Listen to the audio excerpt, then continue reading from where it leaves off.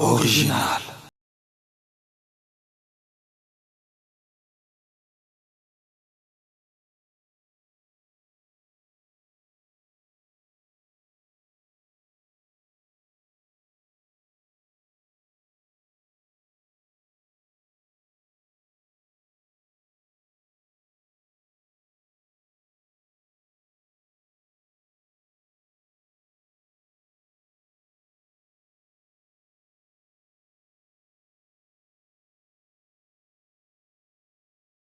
Vraiment, remerciement. Grâce à Bino, vous avez une motivation et on continue comme ça la émission. Remercier Bino encore une fois de plus. Vraiment, vous êtes un soutien incontestable, un soutien vraiment immense. Vraiment, je vous porte à cœur.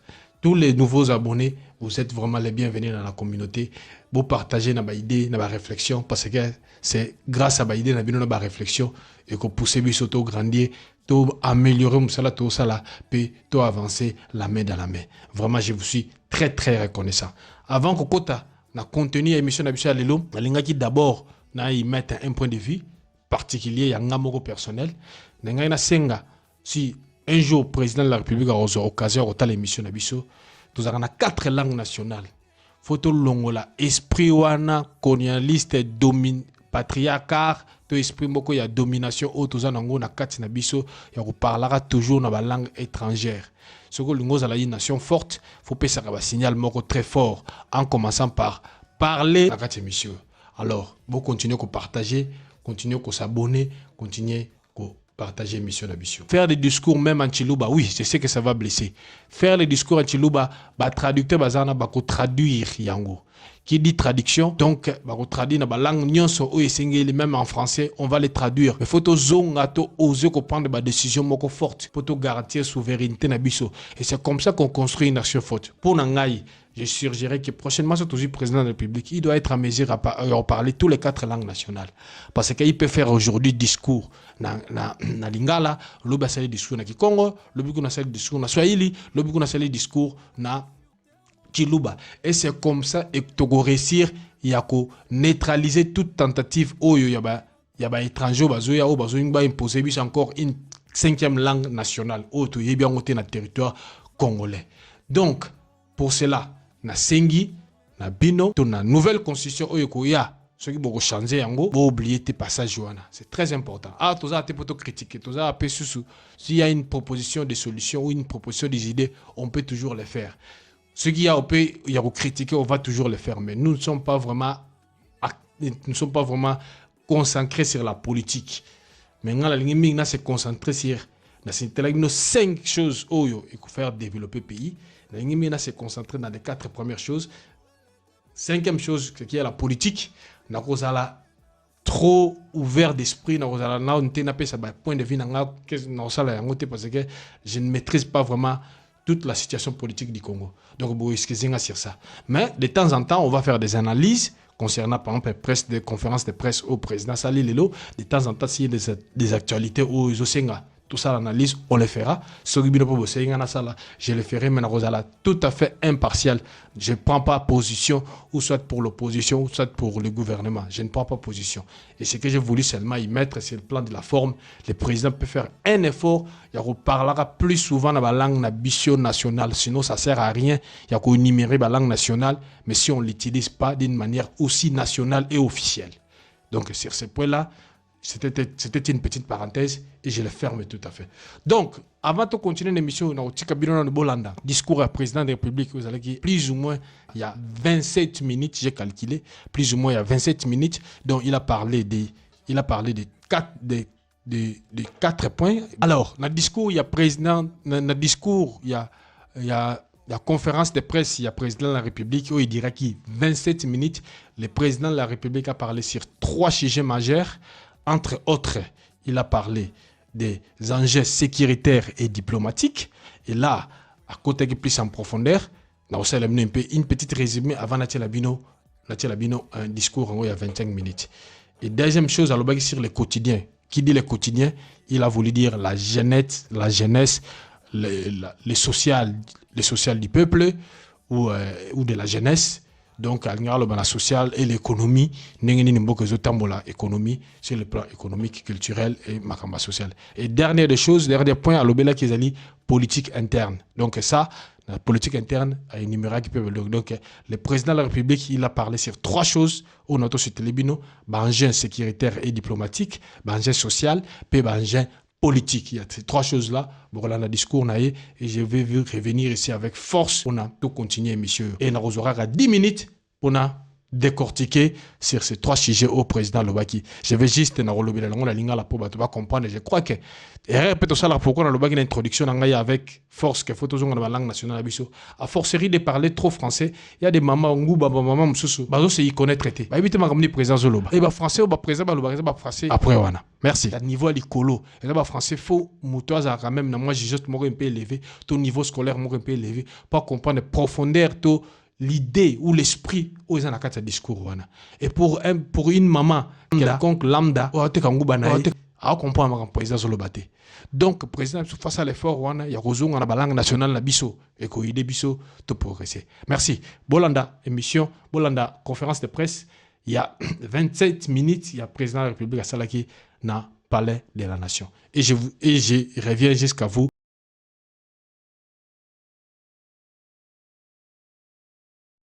Très respectueusement, je passe donc la parole à son Excellence, Monsieur le Président de la République, chef de l'État, pour son mot d'introduction. Merci, Tina. Mesdames et Messieurs les professionnels des médias, Mesdames et Messieurs les représentants de la presse nationale et internationale, Mesdames et Messieurs, je suis heureux de vous retrouver aujourd'hui à l'occasion de cette conférence de presse, un exercice important de dialogue direct et de confrontation sereine des idées. Ce moment est nécessaire. Il me permet de répondre aux interrogations légitimes de nos concitoyens, d'éclairer l'opinion publique et de permettre à la presse d'exercer en toute responsabilité sa mission d'informer, de vigilance et d'interpellation. Je veux donc commencer par rendre hommage aux hommes et aux femmes des médias de notre pays. Que vous exerciez à Kinshasa, dans les provinces reculées, au sein d'un grand réseau international ou d'une radio communautaire de proximité, vous remplissez une mission civique irremplaçable. Je vous en suis reconnaissant. Je pense à celles et ceux qui, chaque jour, dans les rédactions comme sur le terrain, souvent dans des conditions difficiles, parfois au péril de leur vie, donnent à nos concitoyens les moyens de comprendre, de débattre et de participer à la vie nationale. Je pense aux journalistes congolais et étrangers qui couvrent la guerre, aux reporters qui mettent un visage sur les souffrances de nos populations, ainsi qu'à tous les professionnels qui réfutent la facilité de la rumeur, de l'invective et de la manipulation. La liberté de la presse n'est pas une faveur accordée par le pouvoir. Elle est une exigence démocratique. Elle protège les citoyens contre l'arbitraire, oblige les gouvernants à rendre compte et contribue à la vitalité de la République et de la démocratie. Mais la liberté de la presse appelle aussi une haute responsabilité. Car la guerre ne se mène pas seulement par les armes, elle se mène aussi par la désinformation, la propagande, les images détournées, les récits fabriqués et les tentatives de manipulation de l'opinion. Lorsque les puissances extérieures hostiles investissent massivement dans la manipulation de l'opinion publique congolaise, la responsabilité du journaliste devient un enjeu de sécurité nationale. Informer, ce n'est pas attiser. Critiquer, ce n'est pas détruire. Enquêter, ce n'est pas servir des agendas de déstabilisation. Être libre n'est pas être affranchi de l'éthique, de la rigueur, de la vérification des faits, du respect de la dignité humaine et de l'intérêt supérieur de la nation. Je ne demande à aucun journaliste de renoncer à son indépendance. Je vous demande d'exercer cette indépendance avec la pleine conscience de ce que représente aujourd'hui la République démocratique du Congo. Une nation engagée dans un combat pour sa survie, pour son intégrité, pour sa dignité. Le patriotisme républicain n'est pas l'ennemi du journalisme. Il peut et il doit en être la boussole morale.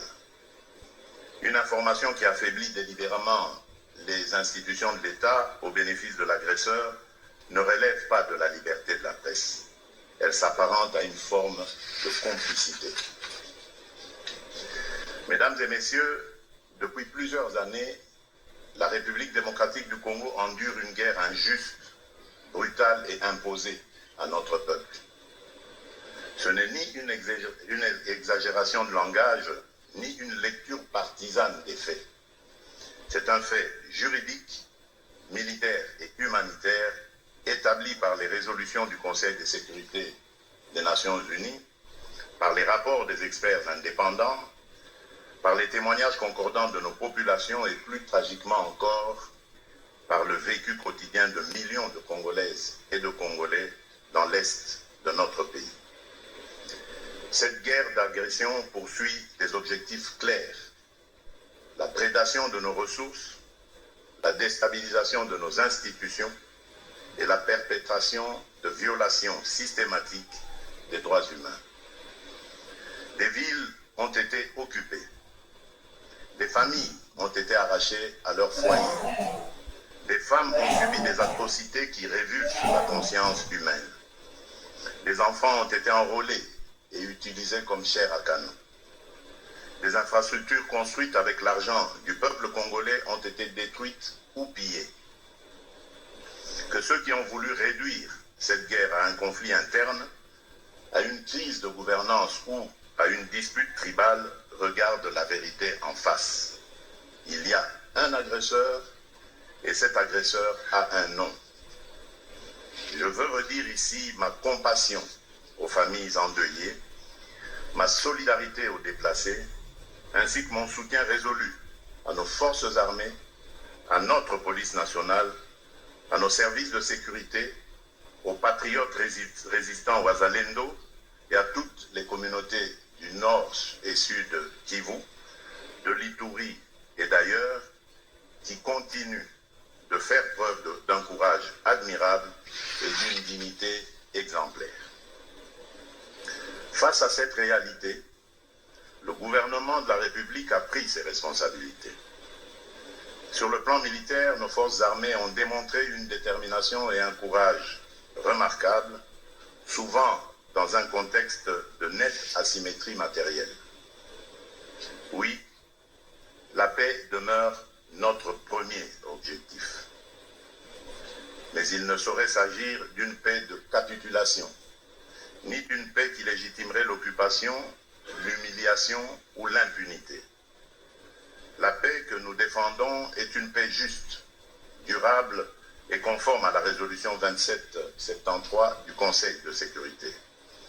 Une paix fondée sur le respect de notre souveraineté et de notre intégrité territoriale, sur le retrait des forces étrangères, sur la fin de tout soutien aux groupes armés, sur le retour sécurisé des déplacés, ainsi que sur la restauration pleine et entière de l'autorité de l'État.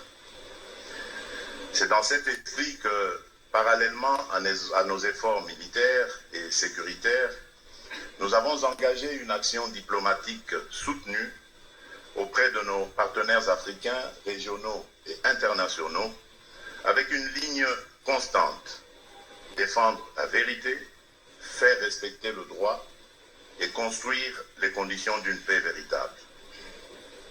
Avoir privilégié la voie diplomatique n'a jamais été un signe de faiblesse. C'était au contraire le choix de la responsabilité, de la maîtrise et de la puissance. Car la diplomatie, lorsqu'elle est portée avec méthode et rigueur, est un instrument de la puissance de l'État.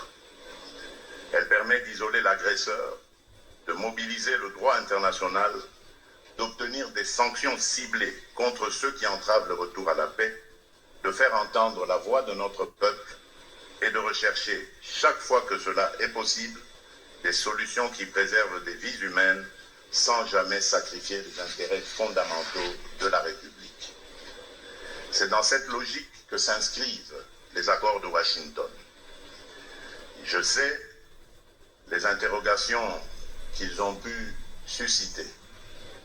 Je connais les attentes, les inquiétudes, parfois les critiques. Je veux être parfaitement clair. Garant de la nation, je n'aurais accepté aucun accord, aucune médiation, aucun partenariat qui porterait atteinte à la souveraineté de la République démocratique du Congo, à l'intégrité de son territoire ou à la dignité de son peuple. Les accords de Washington ne sont pas une délégation de souveraineté. Ils ne sont pas une transaction sur le dos du peuple congolais. Ils n'ont de sens qu'en ce qu'ils doivent contribuer concrètement à faire taire les armes, à mettre fin au soutien aux groupes armés, à restaurer pleinement l'autorité de l'État, à sécuriser nos frontières et à ouvrir une perspective réelle de stabilité dans la région des Grands Lacs. La République démocratique du Congo ne peut plus être réduite à l'image d'un pays que l'on convoite, que l'on pille ou que l'on déstabilise. Elle a vocation à devenir un pilier de paix, de croissance, de transition énergétique et de prospérité partagée en Afrique. Le monde commence désormais à le comprendre. Notre pays n'est plus seulement regardé comme un territoire de problèmes, il est désormais identifié à l'échelle du monde comme un territoire de solutions. Solutions pour l'énergie, solutions pour le climat, solutions pour l'industrie de demain. Nos minerais critiques, le cobalt, le coltan, le lithium, le cuivre, ne sont pas de simples richesses enfouies dans notre sous-sol. Ils sont des ressources stratégiques qui participent à façonner l'avenir du monde. En cela, ils confèrent à notre pays une responsabilité particulière, mais aussi un levier de repositionnement historique. C'est dans cette perspective que s'inscrit le partenariat stratégique que nous construisons avec les États-Unis d'Amérique, matérialisé par la signature d'un accord économique stratégique et d'un mémorandum d'entente sécuritaire. Ce partenariat n'est dirigé contre personne. Il ne constitue ni un alignement idéologique, ni une substitution de dépendance. Il protège d'un choix souverain, fondé sur une convergence d'intérêts clairement identifiés. Nos minerais critiques ne peuvent plus être extraits chez nous, exportés à l'état brut, puis valorisés ailleurs pendant que nos populations demeurent dans la pauvreté. Ce modèle n'est plus acceptable. Ce que nous voulons désormais, ce sont des investissements responsables, des infrastructures structurantes, des unités de transformation locale, des emplois pour notre jeunesse, une gouvernance transparente des ressources naturelles et des partenariats qui servent d'abord les intérêts du peuple congolais. La République démocratique du Congo n'est pas fermée au monde. Elle lui parle simplement en nation souveraine. Elle ne ferme pas ses portes aux investisseurs, elle leur fixe une règle claire. Respecter nos lois, respecter nos communautés, respecter nos travailleurs, respecter notre environnement et nous construirons ensemble une prospérité juste, durable et mutuellement bénéfique. Mesdames et messieurs, au-delà des enjeux sécuritaires et diplomatiques, je sais que la première préoccupation de nos populations demeure le quotidien. Le coût de la vie, le pouvoir d'achat, l'emploi, les routes, l'électricité, l'eau, la santé, l'école, la justice, ainsi que les perspectives offertes à notre jeunesse. Je ne suis pas venu vous dire que tout est accompli. Ce ne serait ni vrai, ni juste, ni respectueux des efforts et des sacrifices que nos compatriotes consentent chaque jour. Je suis venu dire ce qui a été engagé, reconnaître ce qui demeure encore comme défi et indiquer la direction que nous devons poursuivre. Sur le plan économique, nous avons œuvré à préserver la stabilité macroéconomique dans un contexte national et international particulièrement contraignant. L'inflation est revenue à 3,3% grâce au dispositif de régulation et de contrôle des prix. Dans le souci de protéger le pouvoir d'achat, l'impôt sur les revenus professionnels a été réduit de 15 à 3%. Parallèlement, les salaires des fonctionnaires ont été triplés, tandis que ceux des militaires et des policiers ont été quadruplés. Enfin, 4 baisses successives des prix du carburant sont venues atténuer la pression sur le budget des ménages. Nous avons relancé des projets structurants d'envergure. Je pense notamment à la mise en service de la centrale hydroélectrique de Kakobola, au lancement des travaux du port en eau profonde de Banana, à la modernisation de l'aéroport international de Njili, à la construction de la rocade de Kinshasa, au corridor routier et ferroviaire Kinshasa-Lubumbashi, ainsi qu'au corridor Sakania-Lobito. Nous investissons également dans la modernisation de l'enseignement supérieur avec la construction de nouvelles universités et d'infrastructures académiques à travers le pays, notamment à Bunia, Mujimai, Kolwezi et Kananga, tandis que d'autres projets sont prévus à Kisangani et à Mbandaka, ainsi qu'une dizaine d'autres villes.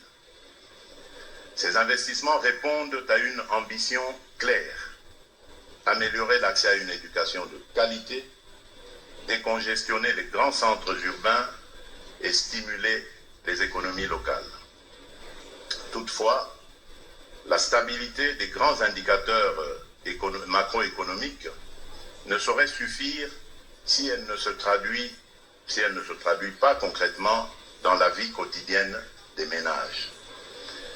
Le véritable succès économique se mesure au panier de la ménagère, au revenu du travailleur moyen, à l'emploi du jeune diplômé, à la capacité d'une famille à se soigner, à se loger, à scolariser ses enfants et plus largement à vivre dignement.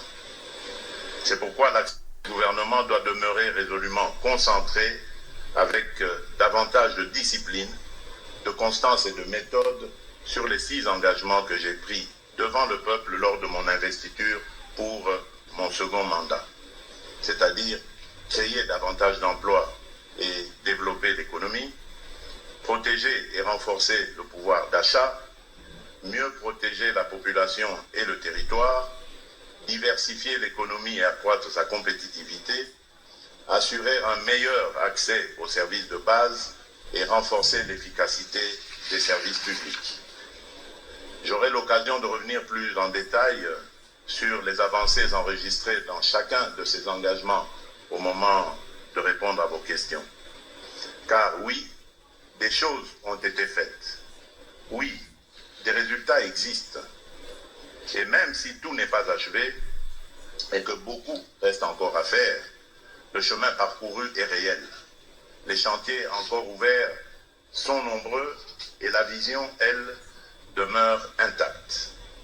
Je sais néanmoins que nos populations attendent davantage, des résultats plus visibles, plus rapides et plus justement partagés. L'heure n'est donc ni au relâchement, ni à l'autosatisfaction. L'heure est à l'accélération, à la discipline dans l'action, à l'exécution rigoureuse et à la pleine redevabilité. Mesdames et messieurs, la situation politique nationale appelle de la part de tous les acteurs un sens aigu des responsabilités. La démocratie congolaise doit demeurer vivante, exigeante et pluraliste. Le débat politique y a toute sa place. La contradiction y est naturelle. La critique y est nécessaire, légitime, mais la République ne peut se construire dans la haine permanente, dans la désinformation, dans le soupçon systématique, dans la contestation stérile des institutions et dans l'instrumentalisation de nos fragilités nationales. Je reste pour ma part ouvert au dialogue. Je l'ai toujours été lorsque ce dialogue sert la paix, la cohésion nationale, l'intérêt général et la stabilité du pays. Mais le dialogue ne peut être dévoyé en instrument de pression, de contournement des institutions ou de remise en cause de la souveraineté populaire telle que s'exprime conformément à qu'elle s'exprime conformément à la Constitution et aux lois de la République. S'agissant du débat sur la Constitution, je souhaite rappeler un principe simple. Aucune question d'intérêt national ne saurait être confisquée, caricaturée ou interdite de réflexion. Mais toute réflexion sur nos institutions doit être conduite avec sérieux, avec transparence, avec méthode, dans le respect scrupuleux de l'état de droit, sans précipitation, sans manipulation et sans obsession politicienne. La Constitution n'est ni un instrument de circonstance, ni un objet de convenance. Elle est le pacte fondamental qui organise notre vie commune, garantit l'équilibre de nos institutions et protège la stabilité de la nation. Y toucher ou même en débattre exige donc de l'écoute, de la rigueur, de la responsabilité et un sens élevé de l'intérêt national. Au fond, ce dont la République a besoin aujourd'hui, c'est d'unité sur l'essentiel, de responsabilité dans la divergence et de maturité dans le débat public. Mesdames et messieurs, la République démocratique du Congo est à un tournant de son histoire, celui où elle doit assumer pleinement son destin. Notre pays n'est pas pauvre, il a été appauvri par l'histoire, par la prédation, par les guerres d'agression, par la mauvaise gouvernance, par les trafics et par trop d'occasions manquées.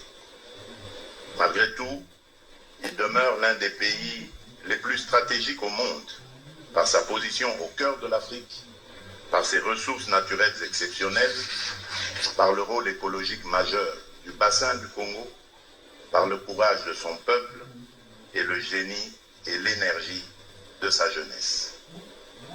Notre devoir historique est de transformer ce potentiel en puissance réelle, convertir nos ressources en emplois, nos minerais en industrie, notre jeunesse en capital humain, notre position géographique en levier de croissance, notre diversité en force et nos épreuves en sursaut national. C'est à cette tâche que je consacre mon engagement depuis mon accession à la magistrature suprême, avec le concours du gouvernement et de toutes les forces vives de la nation. La vision que je porte est celle d'une République démocratique du Congo souveraine, unie, respectée, productive, juste et ouverte au monde. Un Congo qui recherche la paix sans jamais renoncer à sa dignité. Un Congo qui coopère sans se soumettre. Un Congo qui attire les partenaires sans brader ses ressources. Un Congo qui débat sans déchirer. Un Congo qui réforme sans exclure. Un Congo qui protège ses citoyens et exige de chacun le sens du devoir national.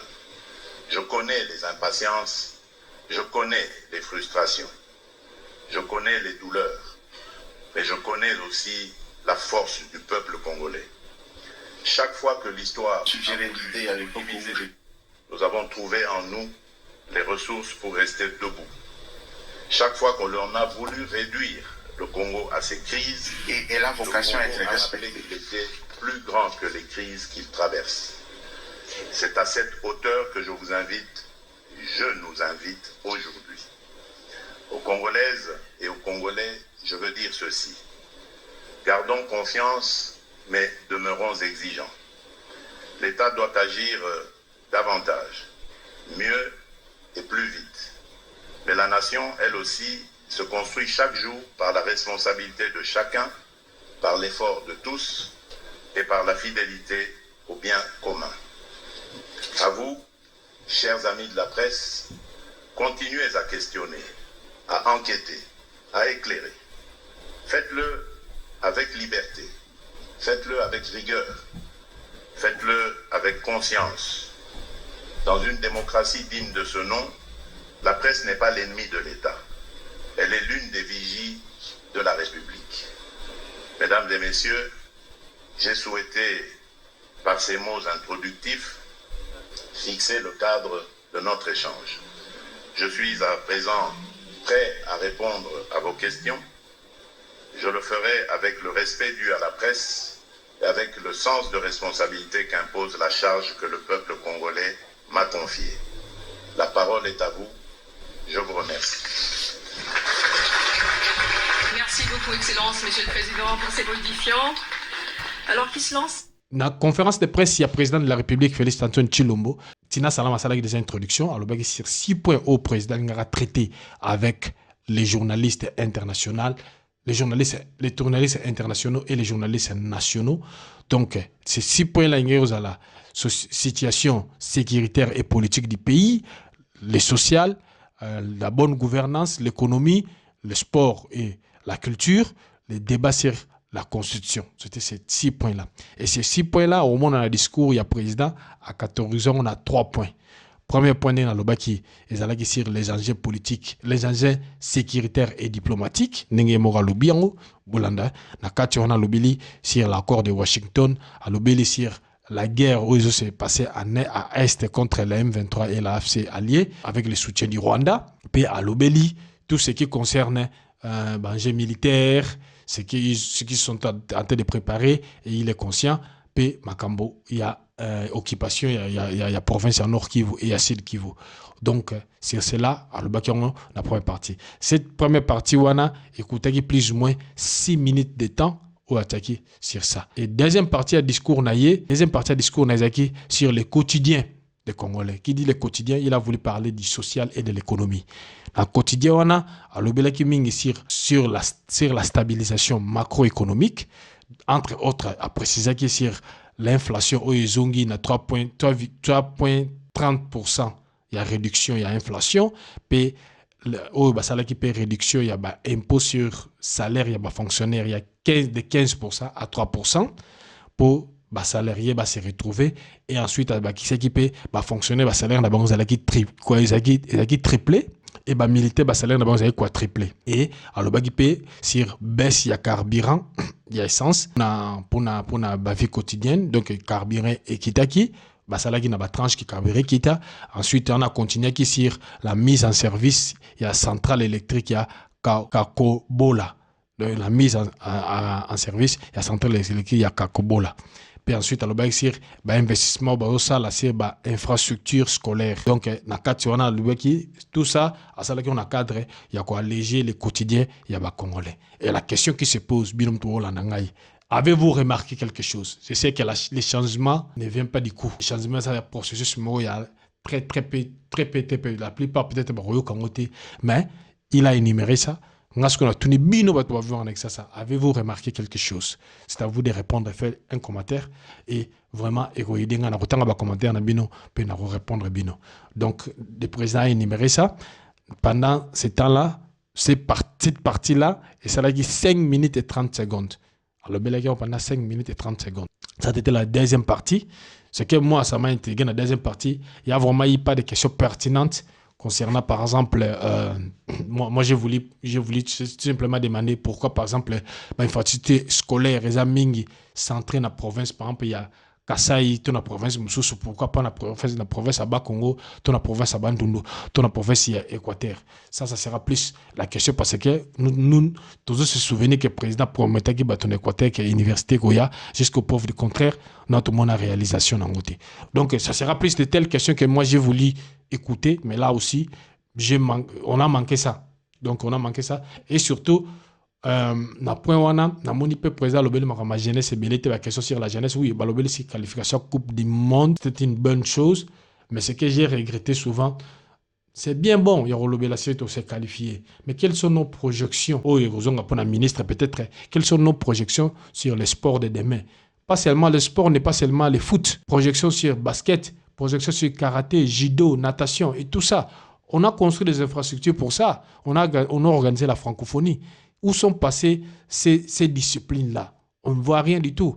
Donc pour moi, j'aimerais que pour la jeunesse, que le président aussi puisse pencher beaucoup plus ça. Pas seulement sur le foot. Oui, le foot, ça va. Mais ça peut encore aller mieux en organisant par exemple la FECOFA, en organisant la compétition nationale.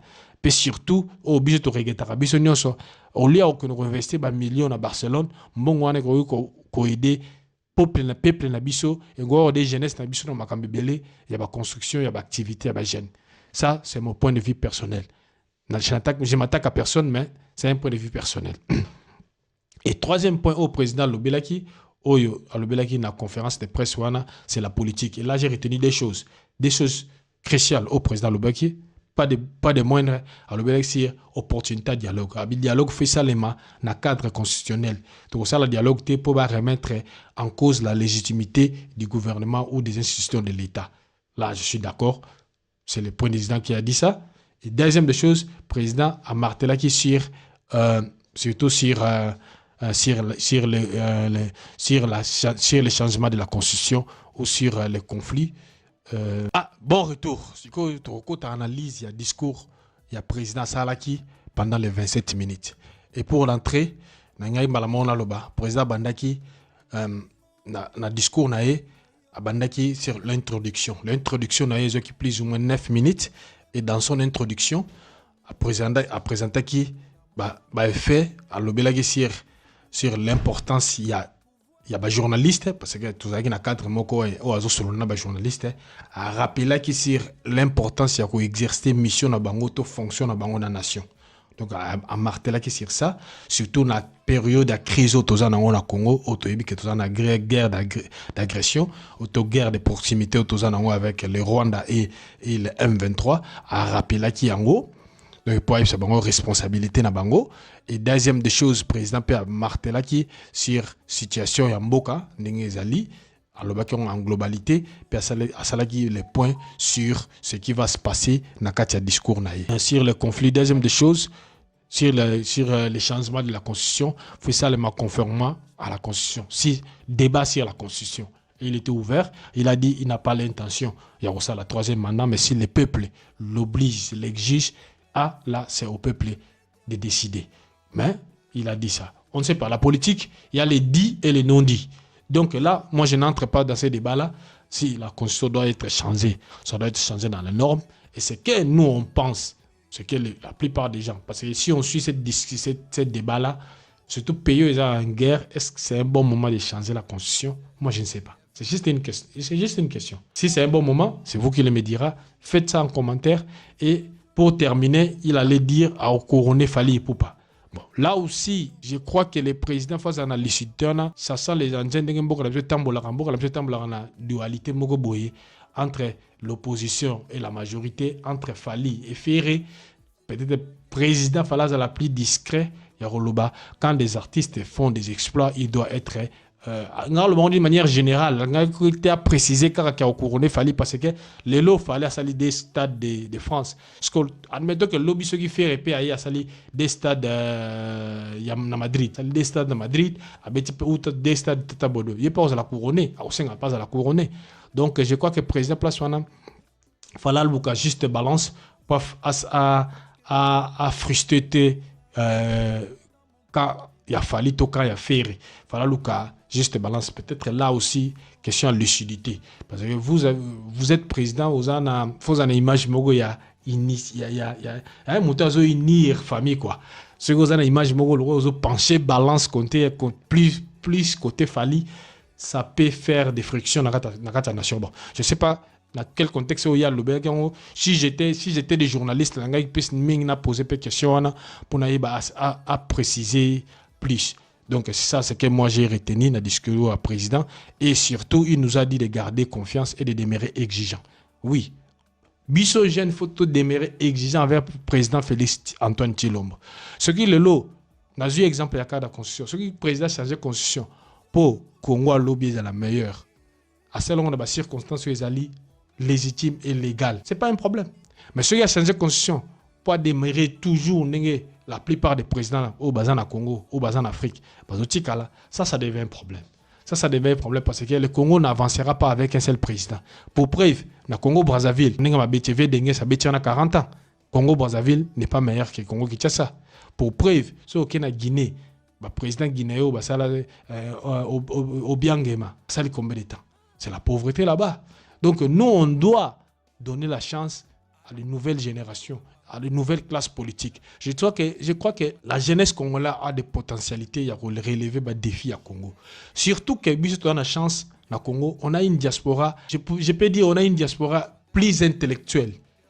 Et une grande majorité de la diaspora, il y a un Congolais qui excellé, il y a un Congolais qui excellé. Si vraiment on veut changer le truc de ces pays-là, si on met, quand on est dans l'équipe nationale de foot, c'est de la même manière, surtout celle où on a des domaines, que ce soit dans le domaine économique, que ce soit dans le domaine culturel, que ce soit dans les domaines, dans tous les domaines. On cherche des meilleures têtes. Il y a Congo, Bazar à l'extérieur, on les met ensemble, on aura des produits hors pair. Je crois que le Nigeria faisait trop souvent ça. Je crois qu'il y a d'autres pays qui font ça. Mais ceux qui bisopé, tu as eu cette initiative-là pour le babon. Tu as épuisé na zizier, na biso, na diaspora, na biso, baza intelligent, baza développé, baza na ba compétences, ko servir pays. Et tu as une bonne condition de tu as jouer na biso à Léopard. Je crois qu'on peut développer le Congo dans moins de 10 ans. On peut développer le Congo dans moins de 10 ans. Et toute source, il y a corruption, toute source, il y a conflit autour de politique. On arrange l'atmosphère économique et sécuritaire. Le Congo peut être développé dans moins de 10 ans. Je suis convaincu. Sur ces bases-là, je vous dirais merci beaucoup. Et surtout, abonnez-vous. Abonnez-vous. Ah, vous êtes impartial. Tu as essayé qu'on soit tendance, mon côté politique, soit il y a Félix, soit il y a Fayoulou, je crois, je sais pas moi, il y a Kabila. Non, moi je suis pas dans la politique, je suis plus dans l'analyse. L'analyse d'un est qu'on favoriser, qu'on défavoriser quelqu'un, mais je reste cohérent à moi-même. Donc, Nassé, Toloba, qu'est-ce que je peux améliorer?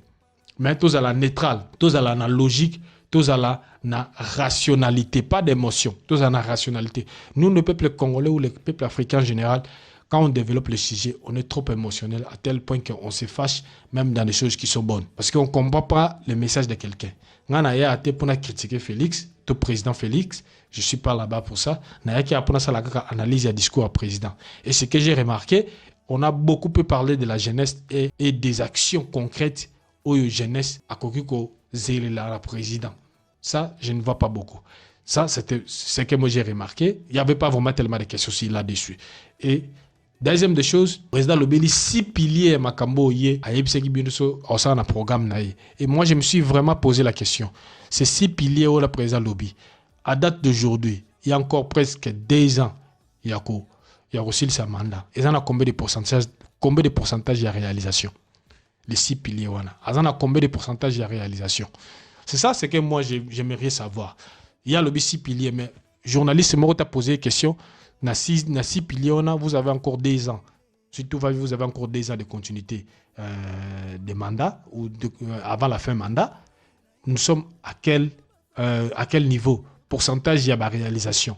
Et quelles sont les réalisations au Etikali et comment est-ce que vous palliez en avance, tout en des avantages, comment vous palliez en retard ou ça aussi c'est une question que j'aimerais écouter parce que moi posé cette question sur les 6 piliers j'ai vu Isaël Mutomboite, il a essayé mais on l'a fait bazong ça qui est présent ça qui est avec les 6 piliers au alobaki na ninaï.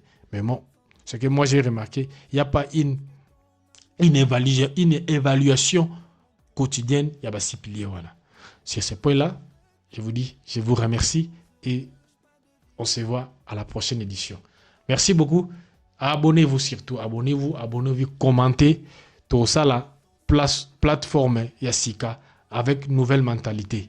Faut tout changer. Communauté Nabiso en avance.